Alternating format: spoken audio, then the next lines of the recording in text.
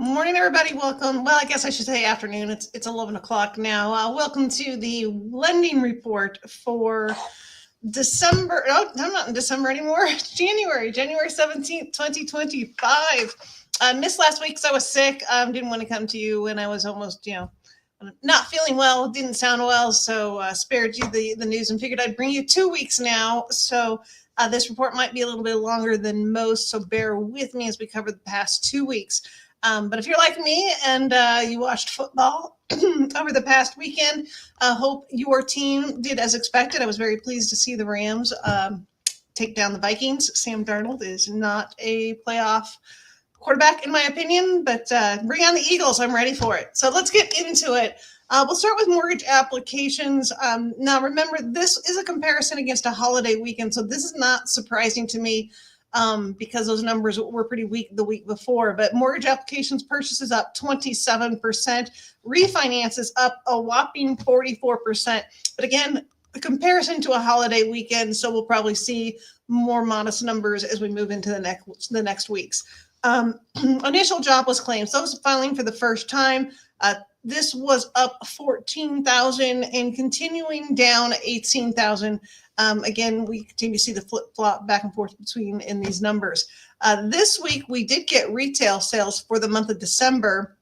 They were actually weaker than expected for the headline number. It came at 0.4%. The core number, however, was higher than expectations. It came in at 0.7%, which was better than the expectation of 0.4%. So interesting. Consumers still spending, no surprise there. That's kind of what I expected. Holiday sales were much stronger than expected. Again, no surprise there.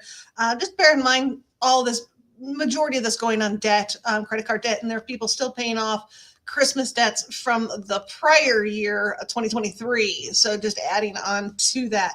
Now, we did get jobs last week. We got ADP and BLS. So let's go into some numbers for you there. I'm going to start with ADP, the employment rate report for December 2024.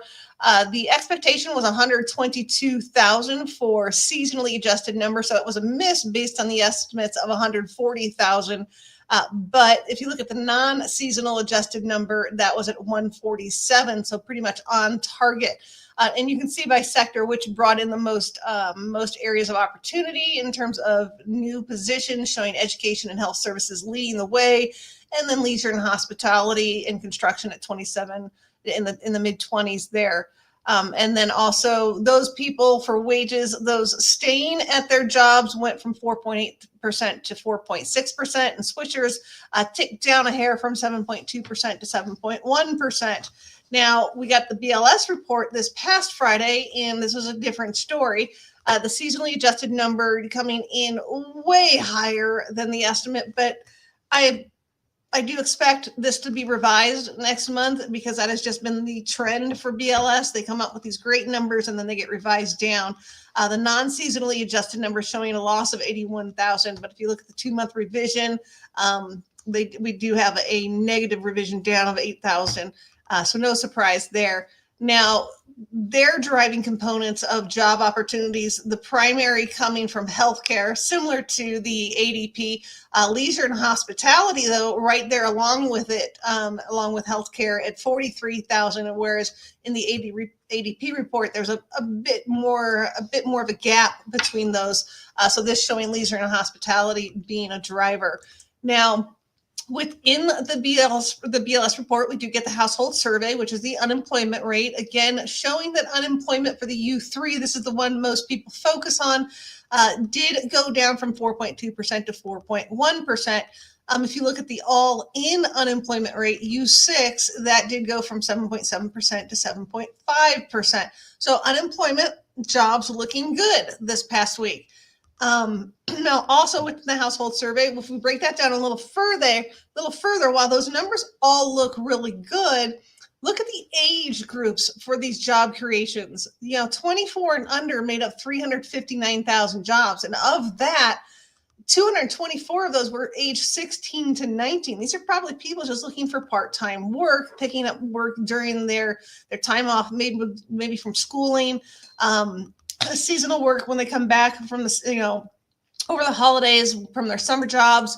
But you can see here another look at the full-time positions of all those job creations. 87,000 were full-time, but the majority again coming from part-time work, 247. So I've got to ask, are the jobs numbers really that good if the primary driver of those numbers are kids from 16 to 19 years old, and a lot of that work coming from part-time work?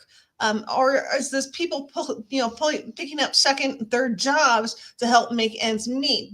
That's not what's getting paid attention to, unfortunately, with these job numbers. Then we also just wanted to bring this to your attention, not critical, but the University of Michigan did a survey, consumer expectations. I just wanted you to see the trend between November and January, showing that there's been a gradual trend towards more people thinking that unemployment's going to go up, and less with the expectation that unemployment would decline. And that's a pretty large gap there between those who expect unemployment to go up and those who think employment will go down. So a lot of concern out there with the average consumer, what I'm seeing in terms of the jobs market, which is not what the feds have seen or demonstrated. Now, this week we get CPI, PPI, all of those fun things. Consumer Price Index for the month of December, pretty modest at 0.2%, the year over year at 3.2%. The biggest component, always the driver there, and the core number is shelter. We can see that was up 0.26% for that month. But some of the drivers, if you look in there, used car 1.21% month over month, airfares up 3.9% in that, and motor vehicle insurance at 0.4%. Those are the biggest drivers in that core number. But inflation still kind of being, it's still showing positive numbers, just not moving very fast. So we're not getting much of a reaction from the Fed. So just wanted to bring that to your attention. Now, one thing that did come out this week that was interesting was the Wall Street Journal report saying that of those job creations, all those listings out there, 22% of them appear to be fake. So that means duplications in listings. And then there are also companies posting positions online that they have zero intention of filling. They're basically putting it out there to make it look like their company is growing, to kind of inflate the situation of where they are doing, where they're at with their business. So that is somewhat disturbing if that's actually true. And I do think it really jives with the numbers that we've been seeing, and this the conversations I'm hearing out there. I mean, I can't go to Walmart without hearing someone complaining about how expensive eggs are, or a price of an item when they're getting it scanned by someone to check what that price is. Consumers definitely feeling the pain, and the Fed's definitely not translating that into the numbers they're seeing. So somewhat disappointing there. So now let's take a look at the MBS markets, because this has been painful the last 2 days. Today we're losing a little bit of ground. Thank God the last 2 days have been good thanks to the CPI report. But last week with the jobs report, we lost a ton of ground. In fact, we had a 1 day of 52 basis point loss. So unfortunate. So we're just trying to crawl back into it, but interest rates definitely did go up. Fortunately, this week helped a little bit. We made up a little bit of ground, so that's good to see. If you have any questions, please do reach out to me. I do appreciate your likes on my videos. If you have any comments, I'd love to hear them. What are your thoughts on the economy? I know what the Feds see, what they're saying with these jobs numbers. I just want to know what you think. What are you hearing? What are you feeling? What do you personally feel? And what are you hearing out there from your friends and peers? I'd love to know what you have to say about this. So otherwise, enjoy your weekend. Good to see you again. Go Rams. Looking forward to this game this weekend. I'm expecting to win, so we'll see. Otherwise, have a great weekend. See you next week.